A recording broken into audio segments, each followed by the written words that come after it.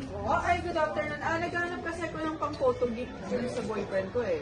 Anniversary kasi namin. Ako, ma'am, kailan niyo po kailangan? Then ilang piraso po, ma'am? May specific item na po ba kayong kailangan pa? Specific item wala naman. Then kailangan ko siya sana sa Tuesday. Tapos, ang budget ko sana is 500 pesos. Ay, ma'am, sakto po. Ito, ma'am, pwede po natin ibigay po sa kanya. Yes po, ma'am. Ano na po ito? Spot print na po ito. Pwede po na mga picture niyo po. 4 po ito.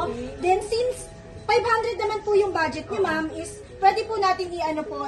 Gamer po ba yung ano niya po? Jowa niyo po? Kasi usually... Mahilig siya sa Ay, Valorant. ayun ma'am, sakto po. Ito po, meron po tayong mousepad na pwede po natin, yes po. Pwede po natin ilagay, yes po, ma'am. Pwede po ilagay natin yung picture niya po, na kayo pong dalawa, para habang nag-games po siya, nakikita po yung mukha niya po.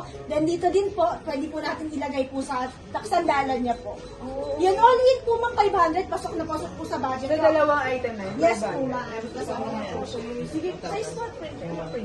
Eh, sublimation printing po ito, ma'am. Then, kahit laban niyo po ito, high quality po ito, then, vibrant na po yung pinakakulay po nito. Breathable din po ito, ma'am. Hindi po siya makapal.